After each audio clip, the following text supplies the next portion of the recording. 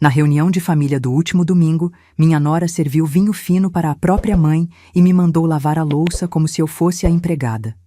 Enquanto todos riam e conversavam na sala, saí em silêncio pela porta dos fundos. O que aconteceu depois mudou para sempre a dinâmica da nossa família. Meu nome é Maria, tenho 67 anos e até aquele domingo eu me considerava uma sogra compreensiva. Viúva há 5 anos, sempre procurei manter a harmonia familiar, especialmente depois que meu Roberto se casou com a Camila. Acreditava que ser flexível era sinônimo de sabedoria, que ceder era um ato de amor. A casa deles fica a apenas 20 minutos da minha, em um condomínio fechado que eles fazem questão de mencionar sempre que podem. Camila, aos 38 anos, trabalha em marketing e tem essa energia jovem que às vezes me faz sentir deslocada. Ela é bonita, bem-sucedida e meu filho a adora. Durante os primeiros anos do casamento, eu realmente tentei construir uma ponte entre nós. Naquele domingo, como em tantos outros, cheguei na hora combinada com um pote de doce de leite caseiro e flores do meu jardim. Era aniversário da mãe da Camila, Dona Vera, uma senhora de 59 anos que sempre me pareceu ter uma vida muito mais glamourosa que a minha. Ela chegou de Uber, vestindo um conjunto de linho bege que custava mais que minha aposentadoria de 1 mês. "Oi, sogra!" Camila me cumprimentou com aquele sorriso que nunca chegava aos olhos. "Que bom que chegou! Pode deixar o doce na cozinha e já aproveita e dá uma olhada nas panelas no fogão." Enquanto isso, vi Camila correndo para abraçar a própria mãe, que era recebida com uma taça de vinho rosé já servida. "Mãe, você está linda! Vem, senta aqui no sofá. Roberto, pega mais uma almofada para a mãe da Camila." Fiquei parada na entrada da sala, segurando minha flor murcha, observando a diferença gritante de tratamento. Dona Vera foi conduzida ao melhor lugar da sala, enquanto eu recebi instruções para verificar o almoço na cozinha. "Maria, você podia dar uma temperada na salada? E ver se o feijão não está grudando." Camila falou sem nem me olhar, já envolvida em uma animada conversa com a mãe sobre uma viagem que fariam juntas para a Europa. Na cozinha, enquanto mexia o feijão que ela havia deixado no fogo baixo, comecei a observar os detalhes. A mesa da sala estava posta com a louça boa, taças de cristal, guardanapos de tecido. Havia entradas sofisticadas, queijos importados, azeitonas, uma tábua de frios que custou mais que meu orçamento semanal de supermercado. Meus netos, Miguel de 8 anos e Sofia de 10, correram para me dar um abraço quando chegaram do quarto. "Vovó, você trouxe doce de leite?" perguntou Sofia, os olhos brilhando. Era o único momento em que me sentia verdadeiramente bem-vinda naquela casa. Durante o almoço, sentei na cadeira que sempre sobrava para mim, a mais próxima da cozinha. Dona Vera ocupava a cabeceira, ao lado de Camila, e elas conversavam animadamente sobre restaurantes, spas e compras. Roberto participava da conversa, fazendo perguntas interessadas sobre os planos da sogra. Eu comia em silêncio, ocasionalmente respondendo quando alguém me direcionava uma pergunta educada. Sentia-me como uma figurante na própria família. Quando Sofia derrubou o suco na roupa, automaticamente levantei para buscar um pano na cozinha. "Ah, Maria, já que levantou, pode trazer mais vinho para a mesa?" pediu Camila, sem interromper a conversa sobre o novo corte de cabelo da mãe. Foi quando a ficha começou a cair. Eu não era uma convidada naquela casa.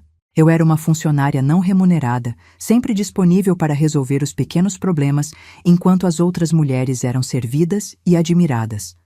Depois da sobremesa, um bolo caro de confeitaria que Camila fez questão de dizer que não teve tempo de fazer em casa, veio o momento que mudaria tudo. "Maria", disse Camila levantando da mesa, "você pode ficar responsável pela louça? Eu quero levar mamãe para ver as reformas do quarto. E depois vamos tomar um vinho especial na varanda."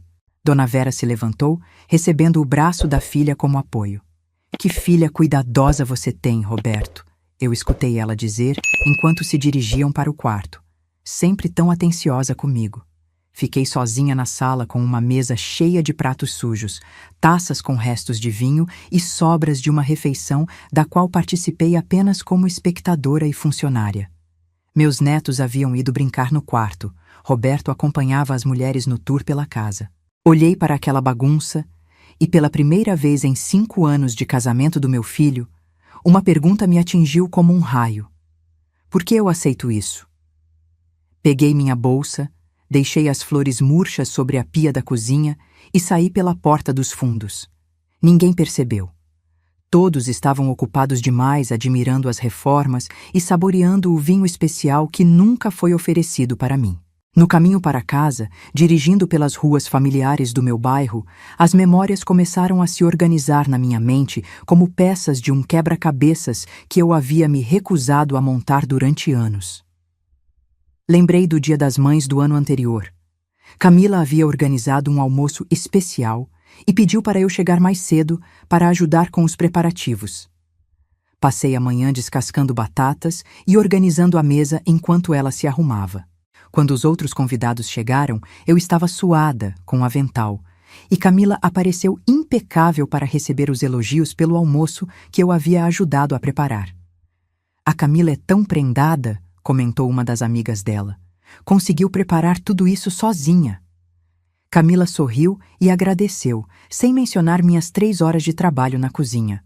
Ou aquela vez no Natal, quando ela me pediu para ficar com as crianças enquanto os adultos conversavam assuntos importantes na sala. Passei a ceia toda correndo atrás dos meus próprios netos, servindo-os, limpando o que sujavam, enquanto os outros adultos, incluindo meu filho, desfrutavam da conversa e da comida. Em casa, sentei na minha poltrona favorita, aquela que meu falecido marido Jorge costumava ocupar para ler jornal, e permiti que a realidade me atingisse completamente. Durante 5 anos, eu havia sido condicionada a aceitar o papel de ajudante, de peça secundária na vida da minha própria família. Jorge sempre me dizia: "Maria, você tem um coração grande demais. Às vezes é preciso ser um pouco mais firme." Na época, eu achava que ele estava sendo exagerado. Hoje entendo que ele via o que eu me recusava a enxergar. Meu telefone começou a tocar por volta das 6 da tarde. Era Roberto. "Mãe, onde você está? A Camila disse que você sumiu da cozinha." Sumiu da cozinha. Como se meu único lugar naquela casa fosse entre panelas e louça suja. "Estou em casa, filho." "Mas por que você foi embora sem falar nada? Todo mundo ficou preocupado." Mentira.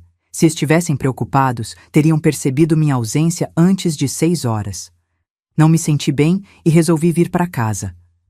"Você está doente? Quer que eu vá aí?" Pela primeira vez em muito tempo, senti vontade de ser completamente honesta com meu filho. Mas algo me segurou. Talvez fosse medo da confrontação, talvez fosse a esperança de que ele percebesse sozinho o que havia de errado. "Estou só cansada, Roberto. Amanhã conversamos." "Tá bom, mãe. Descanse. A Camila ficou chateada, disse que você saiu bem na hora em que ela ia te mostrar as fotos da viagem que estamos planejando." Fotos da viagem. Claro. Mais uma coisa que eu descobriria por acaso, quando fosse conveniente para eles compartilhar. Depois de desligar, fiz um chá de camomila e sentei na varanda. Minha casa, diferente da deles, não fica em condomínio fechado. É uma casa simples, de 3 quartos, que construímos tijolo por tijolo durante 40 anos de casamento. Tem goteiras no inverno e o piso está desgastado, mas é minha. Aqui eu não preciso pedir licença para existir. Foi nessa varanda que criei Roberto, ouvindo suas histórias da escola, ajudando com lições de casa, consolando suas decepções amorosas. Foi aqui que choramos juntos quando Jorge teve o infarto. Foi aqui que planejamos o casamento dele, sonhando com netos e reuniões familiares felizes. Que ingênua eu fui ao pensar que ganhar uma nora significaria ganhar uma filha. Camila nunca foi grosseira de forma explícita. Ela é inteligente demais para isso. Sua arma é mais sutil. Me transformar na empregada que trabalha de graça, sempre disponível, sempre prestativa, sempre invisível quando não é necessária. E Roberto?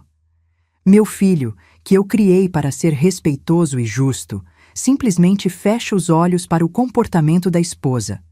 Pior, ele se tornou cúmplice, tratando-me como se esse fosse realmente meu papel na família.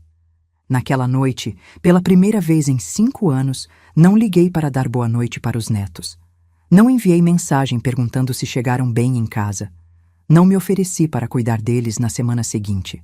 Fiquei apenas sentada no escuro da minha varanda, ouvindo o som dos grilos e sentindo algo estranho crescer dentro de mim. Era diferente da tristeza que sentia antes. Era mais parecido com determinação. Jorge costumava dizer que eu era forte, mas que confundia força com submissão. Força de verdade, Maria, é saber quando dizer não. Talvez fosse hora de descobrir como era essa força de verdade.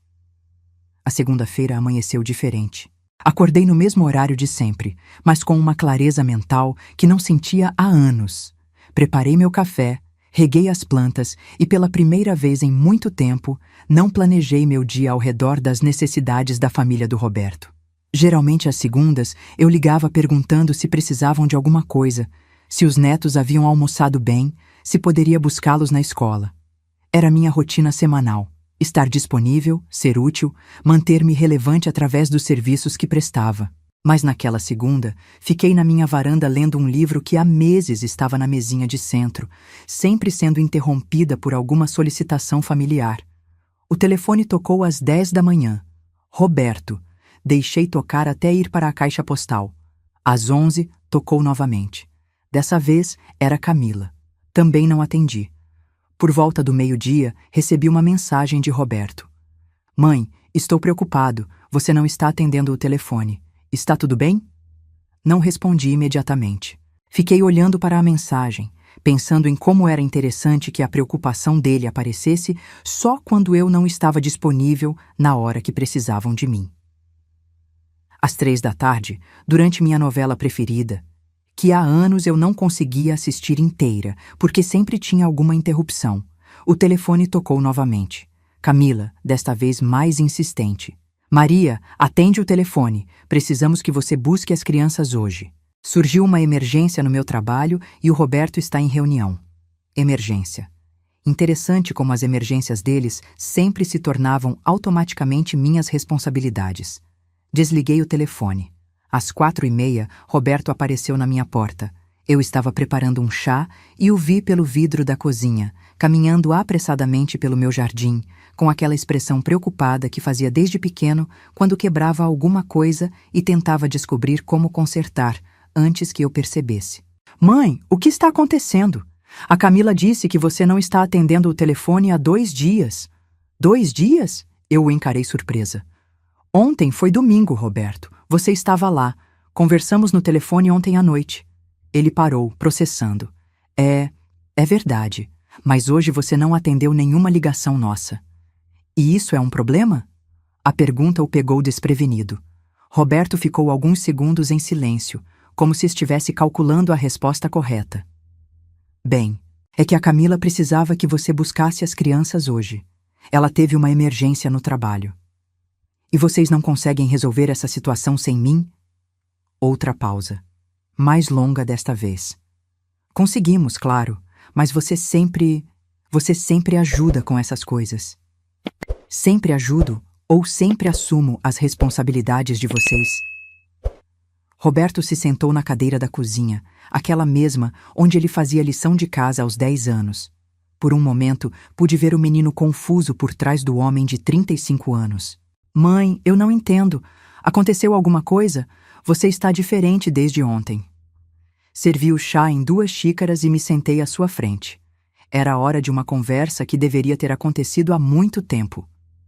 Roberto, quando foi a última vez que você me fez uma visita apenas para conversar comigo? Sem precisar de favor, sem trazer as crianças para eu cuidar, sem querer que eu ajude com alguma coisa? Ele ficou pensativo, mexendo o açúcar no chá. Eu não lembro. Mas você gosta de ajudar, mãe. Você sempre gostou de participar da vida da família. Participar da vida da família é diferente de ser a empregada da família, filho. A frase saiu mais dura do que eu pretendia, mas era exatamente isso que eu precisava dizer. Roberto levantou a cabeça, surpreso. Empregada? Mãe, que exagero é esse? É exagero? Ontem, na sua casa, sua sogra foi recebida com vinho, flores, a melhor cadeira da mesa. Eu fui mandada para a cozinha para temperar salada e lavar louça. No final, enquanto vocês tomavam vinho especial na varanda, eu fiquei sozinha limpando a bagunça. Isso é participar da família ou trabalhar de graça? Ele abaixou os olhos. Pela primeira vez, eu vi um lampejo de reconhecimento no rosto do meu filho. Eu nunca pensei por esse lado. Nunca pensou porque é conveniente não pensar, Roberto. Sua esposa encontrou em mim uma funcionária que trabalha sem receber salário, sempre disponível, sempre prestativa. E você permitiu, porque assim sua vida ficou mais fácil. O silêncio que se seguiu foi pesado, mas necessário. Roberto estava vendo, talvez pela primeira vez, o padrão que se estabeleceu na nossa família. O que você quer que eu faça, mãe? Eu não quero que você faça nada, filho. Quero que você pense. E enquanto você pensa, eu vou viver minha vida sem ficar esperando vocês me incluírem nela quando for conveniente. Ele terminou o chá em silêncio e se levantou para ir embora. Na porta, se virou para mim. Eu amo você, mãe. Eu sei que ama. Mas amor não é só sentimento, Roberto. É também atitude. É respeito. É enxergar o outro como pessoa, não como função. Depois que ele saiu, fiquei na varanda observando o pôr do sol. Sentia-me estranha, como se tivesse removido um peso que carregava há tanto tempo que havia esquecido como era andar sem ele. Meu telefone estava silencioso. Não havia mais mensagens de emergência, pedidos de ajuda ou aquelas ligações automáticas que faziam parte da minha rotina. E pela primeira vez em anos, esse silêncio não me assustava. Ele me libertava. Na quarta-feira, enquanto regava as plantas da frente de casa, minha vizinha Dona Carmen se aproximou. Ela é uma senhora de 72 anos que mora na esquina há mais de 20 anos e sempre foi discreta, do tipo que cumprimenta educadamente, mas não se envolve em fofocas. Maria, posso conversar com você? Ela parecia desconfortável, mexendo nas mãos um pequeno pano de prato. Claro, Carmen. Quer um café? Sentamos na varanda e, depois de alguns minutos de conversa sobre o tempo e as plantas, ela chegou ao assunto que realmente a trouxe até minha casa. Olha, eu não costumo me meter na vida dos outros, você sabe. Mas ontem aconteceu uma coisa que me incomodou muito. Ela me contou que estava voltando do mercado quando viu Camila conversando com duas vizinhas em frente ao portão do condomínio onde mora. Carmen conhece uma delas, a Silvana, que frequenta a mesma igreja que ela. Sua nora estava reclamando de você, Maria. Dizia que você era muito pegajosa, que não respeitava limites, que ficava aparecendo na casa dele sem ser convidada. Senti meu estômago revirar. Ela disse isso? E disse mais. Falou que você não tem vida própria e que por isso fica se intrometendo na vida deles. A Silvana até perguntou por que eles não conversavam com você sobre isso. E sua nora respondeu que já tentaram várias vezes ser sutis, mas que você não entende. Carmen segurou minha mão. Maria, eu conheço você há 20 anos. Vi você criando o Roberto. Vi como cuidou do Jorge quando ele ficou doente. Você é uma mulher digna e respeitosa. Fiquei indignada ouvindo aquilo. As palavras de Carmen me atingiram como socos no estômago. Camila estava espalhando pela vizinhança uma versão da nossa relação completamente distorcida. Eu era retratada como a sogra inconveniente, invasiva, carente de atenção. E tem mais uma coisa, Carmen continuou, visivelmente desconfortável. A Silvana comentou que sua nora disse que vocês estão tentando educar você a ter mais independência, por isso às vezes são mais firmes, que é para seu próprio bem. Educar. Como se eu fosse uma criança que precisava aprender boas maneiras.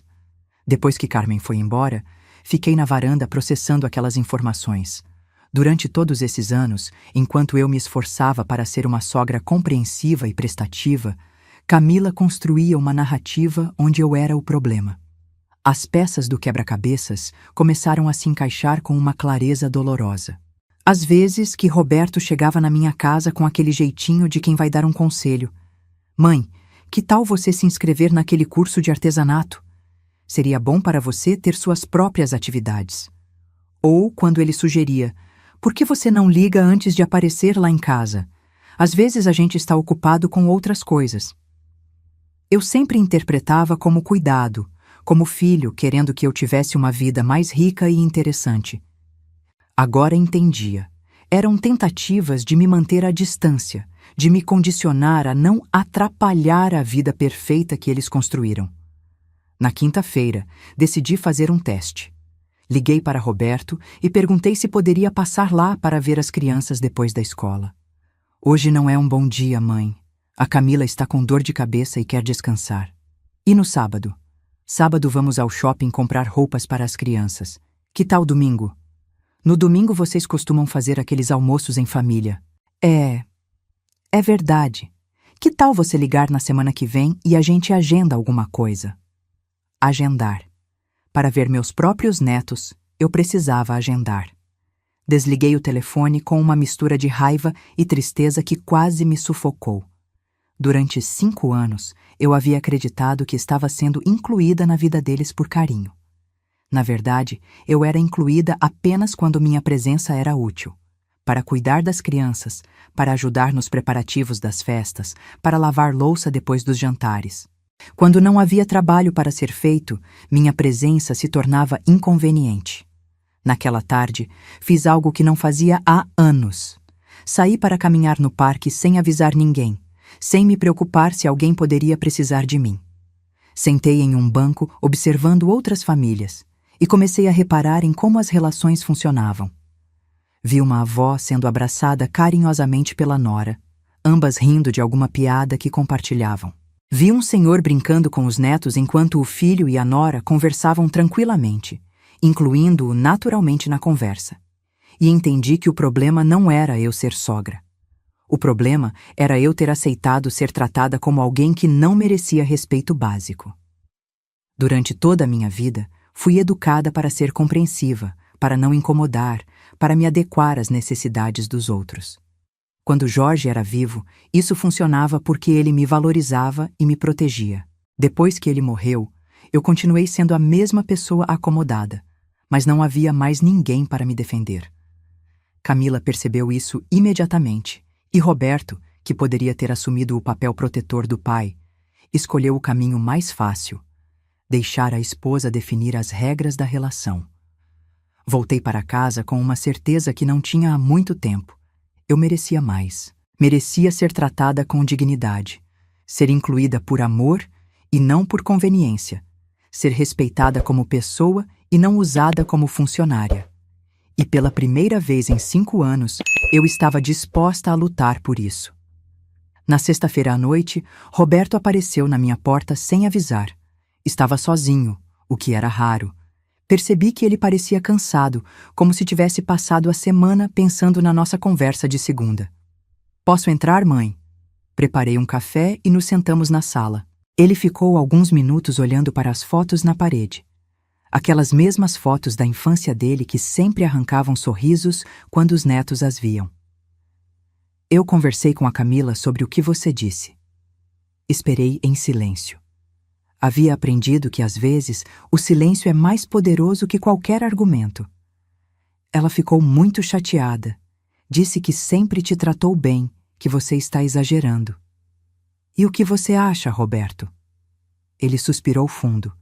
Eu acho que talvez você tenha razão em algumas coisas. Era um começo.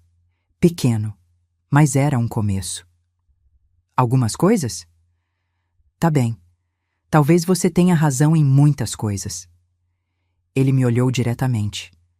Eu me lembrei de várias situações onde você ficou fazendo trabalho pesado, enquanto outros convidados eram tratados como convidados. Por que você nunca disse nada? Roberto baixou a cabeça. Porque era mais fácil deixar as coisas como estavam. A Camila ficava feliz com sua ajuda. Você parecia não se incomodar, e eu não precisava lidar com conflito. Finalmente, uma admissão honesta. Filho, quando seu pai estava vivo, ele nunca permitiria que eu fosse tratada como empregada em lugar nenhum. Ele me defendia, me valorizava. Quando ele morreu, eu esperava que você assumisse esse papel. Eu sei. E eu falhei com você. As palavras saíram carregadas de uma tristeza genuína. Pela primeira vez desde o início dessa crise, senti que estava conversando com meu filho de verdade, não com o marido da Camila que repetia as opiniões dela. Roberto, eu não quero que você escolha entre sua esposa e sua mãe. Quero que você seja homem suficiente para proteger ambas. Quero que você estabeleça limites quando qualquer uma das duas estiver sendo desrespeitosa. A Camila disse que você sempre foi aceita na nossa casa, que sempre foi bem tratada. Roberto, me responde uma pergunta honesta. Quando foi a última vez que sua esposa serviu um copo de água para mim? Quando foi a última vez que ela perguntou como eu estava, se eu precisava de alguma coisa? Ele ficou pensativo por um longo tempo. Eu não lembro. Agora me diz, quando foi a última vez que eu cheguei na casa de vocês sem trazer comida, sem ajudar com alguma coisa, sem resolver algum problema? Mais silêncio. Você está dizendo que a Camila só é educada comigo quando precisa de alguma coisa? Estou dizendo que sua esposa aprendeu a me usar e você permitiu isso porque era conveniente para vocês dois. Roberto se levantou e caminhou até a janela. Ficou ali parado, olhando para o jardim que Jorge plantou há 20 anos. O que você quer que eu faça agora, mãe? Quero que você seja o líder da sua família. Quero que você estabeleça que eu sou sua mãe e mereço respeito básico. Quero que você pare de permitir que sua esposa me trate como empregada. E se ela não concordar? A pergunta revelou o medo dele. O medo de desagradar a esposa, de enfrentar o conflito doméstico. Roberto, se sua esposa não consegue aceitar que sua mãe seja tratada com dignidade básica, então vocês têm problemas muito maiores do que você imagina. Ele voltou para o sofá e ficou olhando para as próprias mãos. Ela disse que você está sendo dramática, que está inventando coisas porque quer atenção. Roberto, olha nos meus olhos. Esperei até ele me encarar. Eu estou sendo dramática quando digo que no último aniversário dela, eu passei 3 horas na cozinha preparando comida enquanto ela recebia os parabéns? Estou inventando quando digo que domingo passado ela serviu vinho para a própria mãe e me mandou lavar louça como se eu fosse empregada?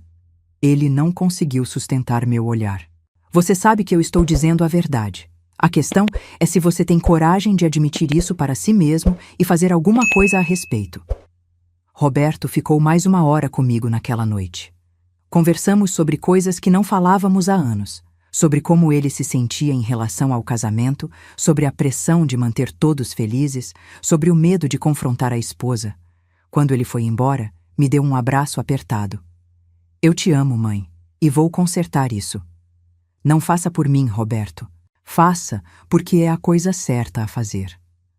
Depois que ele saiu, sentei na poltrona de Jorge e senti algo que não sentia há muito tempo. Orgulho de mim mesma. Tinha sido difícil, tinha doído, mas eu havia falado minha verdade com clareza e dignidade. Agora era hora de esperar para ver se meu filho tinha aprendido, afinal, a ser o homem que Jorge e eu tentamos criar. O final de semana seguinte passou sem nenhum contato. Pela primeira vez em 5 anos, não recebi convite para almoço de domingo. Não houve pedidos de ajuda com as crianças, nem mensagens casuais perguntando como eu estava. O silêncio era ensurdecedor, mas também libertador. Na segunda-feira, recebi uma ligação de Roberto. Sua voz soava tensa. Mãe, podemos conversar? Claro. A Camila quer falar com você. Ela disse que essa situação toda está deixando as crianças confusas e que precisamos resolver isso como adultos. Interessante como as crianças só ficaram confusas quando eu parei de estar disponível para cuidar delas gratuitamente. Roberto, se sua esposa quer conversar comigo, ela pode vir aqui ou me ligar diretamente. Sou uma pessoa adulta, não preciso de intermediário para receber mensagens. Ela prefere que seja lá em casa, ambiente neutro. Quase ri da ironia. A casa onde eu era tratada como empregada era agora considerada ambiente neutro. Se ela quiser conversar, que venha na minha casa. Aqui é onde me sinto respeitada. Houve uma pausa longa. Mãe, você está sendo muito inflexível. Estou sendo firme, Roberto. É diferente. Na quarta-feira, para minha surpresa, Camila apareceu na minha porta. Estava bem vestida, como sempre, mas havia algo diferente em sua postura. Parecia menos confiante. Maria, podemos conversar? Ofereci café, mas ela recusou. Sentamos na sala e por alguns minutos ficamos em silêncio. Eu não ia facilitar a situação para ela. Olha, eu vim aqui porque essa situação está afetando toda a família. As crianças estão perguntando por que a vovó não vai mais lá em casa. E o que você responde para elas? Eu digo que você está ocupada com outras coisas. Mentira. A palavra saiu firme, sem agressividade, mas sem deixar margem para discussão. Por favor, Maria, vamos tentar resolver isso. Talvez a gente tenha tido alguns mal-entendidos. Camila, não houve mal-entendido. Você conscientemente me trata como empregada na sua casa e ainda espalha para as vizinhas que eu sou pegajosa e invasiva. Ela empalideceu. Quem te disse isso? Isso importa? O que importa é que você fala pelas minhas costas uma versão da nossa relação que não corresponde à realidade. Camila mudou de tática. Talvez eu tenha sido um pouco insensível às vezes. Mas você também precisa entender que eu tenho minha própria forma de organizar minha casa. Organizar? É assim que você chama mandar a sogra lavar louça enquanto serve vinho para sua mãe? Minha mãe é visita rara. Você está sempre lá. Eu estou sempre lá porque vocês sempre pedem minha ajuda. E quando estou lá, ao invés de ser tratada como família, sou tratada como funcionária. Ela suspirou, como se estivesse lidando com uma criança teimosa. Maria, você está dramatizando. A gente sempre te incluiu em tudo. Me incluiu? Camila, quando foi a última vez que você perguntou minha opinião sobre alguma coisa? Quando foi a última vez que me ofereceu algo para beber quando cheguei na sua casa? Quando foi a última vez que você demonstrou interesse genuíno em como eu estou? Ela ficou em silêncio, provavelmente tentando encontrar exemplos que não existiam. Eu estabeleci novos limites, continuei. Não vou mais a reuniões familiares onde sou tratada como empregada. Não vou mais cuidar das crianças sem ser solicitada com antecedência e educação. E não vou mais aceitar ser falada nas minhas costas como se eu fosse um problema na vida de vocês. Você está sendo radical demais. Estou sendo digna. E se isso é radical para você, então você precisa repensar como trata as pessoas. Camila se levantou, claramente irritada. Roberto disse que você mudou depois da morte do Jorge, que você ficou mais sensível, mais carente. Essa foi a gota d'água. Camila, saia da minha casa. O quê?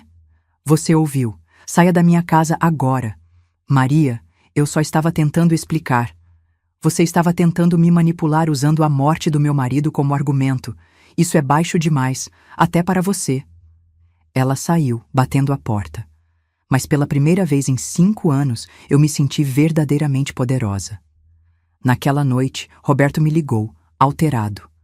Mãe, a Camila chegou em casa chorando. O que aconteceu? Ela usou a morte do seu pai para tentar me diminuir durante nossa conversa. Pedi para ela sair da minha casa. Silêncio longo do outro lado da linha. Ela disse isso mesmo? Disse. E você, Roberto, precisa decidir que tipo de homem você quer ser. O tipo que permite que a esposa desrespeite a mãe usando a memória do pai morto como arma, ou o tipo que protege a família inteira. Desliguei o telefone. Era hora de Roberto fazer escolhas. 2 semanas se passaram. 2 semanas de silêncio total da família do Roberto. Foram dias estranhos, mas não vazios. Retomei atividades que havia abandonado. Voltei ao grupo de leitura da biblioteca, comecei a fazer caminhadas matinais no parque, até aceitei o convite da Carmen para participar do grupo de artesanato da igreja. Era impressionante como eu havia esquecido quem era antes de me tornar a sogra conveniente. Em uma quinta-feira à tarde, enquanto arrumava um canteiro de flores no jardim, escutei vozes conhecidas na calçada. Eram Miguel e Sofia, meus netos, voltando da escola com Roberto. Vovó! Sofia correu para o portão. Por que você não vai mais lá em casa? Miguel se juntou à irmã. Papai disse que você está ocupada, mas eu tenho saudade das suas histórias. Roberto se aproximou devagar, visivelmente constrangido. Mãe, posso conversar com você? Abri o portão e convidei todos para entrar. Servi suco para as crianças e elas correram para o quintal, onde mantinha alguns brinquedos antigos que Jorge havia feito para Roberto quando criança. Como você está? Roberto perguntou, e pela primeira vez em muito tempo, pareceu genuinamente interessado na resposta. Estou bem, descobrindo como é ter uma vida própria. Ele sorriu, mas era um sorriso triste. As crianças sentem sua falta, perguntam por você todos os dias. E você, sente minha falta? A pergunta o pegou desprevenido. Ele ficou pensativo por um momento. Sinto muito. Eu não sabia o quanto você fazia por nós até você parar de fazer. Não é sobre o que eu fazia, Roberto. É sobre como eu era tratada enquanto fazia. Ele assentiu. Eu entendi isso e conversei sério com a Camila. E? Foi difícil. Ela se defendeu muito no início, disse que você estava sendo dramática. Mas quando eu comecei a dar exemplos específicos, quando falei sobre domingo passado, sobre você lavando louça enquanto a mãe dela tomava vinho especial, ela entendeu? Ela chorou muito, disse que nunca pensou dessa forma, que sempre viu você como alguém que gostava de ajudar. E você acreditou? Roberto hesitou. Eu acredito que ela não fazia por maldade. Mas também entendi que falta de maldade não justifica a falta de respeito. Era a frase mais madura que ouvi meu filho dizer em anos. O que mudou entre vocês? Eu estabeleci algumas regras. Disse que você é minha mãe e que espero que ela te trate como família, não como empregada. Disse que quando você estiver na nossa casa, você é convidada, não funcionária. E como ela reagiu? No início, mal. Disse que eu estava sendo controlado por você, que você estava tentando destruir nosso casamento. Meu coração apertou. Era exatamente o tipo de manipulação que eu esperava. Mas eu mantive minha posição. Disse que respeitar minha mãe não era negociável. Senti um orgulho do meu filho que não sentia há muito tempo. E agora? Agora ela quer se desculpar com você. De verdade. Não porque eu mandei, mas porque ela realmente entendeu que errou. Olhei para o quintal, onde meus netos brincavam despreocupados. Miguel havia encontrado o carrinho de madeira que Jorge fez para Roberto e estava empurrando Sofia nele, os dois rindo alto. Roberto, eu vou aceitar as desculpas dela, mas as coisas não vão voltar a ser como eram antes. Como assim? Eu não vou mais estar disponível sempre que vocês precisarem. Vou visitar vocês quando for convidada adequadamente. Vou ajudar quando for solicitada com educação e quando eu quiser ajudar. E vou embora sempre que me sentir desrespeitada. Está certo, é justo. E tem mais uma coisa. Quero que vocês venham me visitar aqui também. Que tragam as crianças para passar tardes na casa da vovó. Que eu possa ser anfitriã às vezes, não apenas ajudante.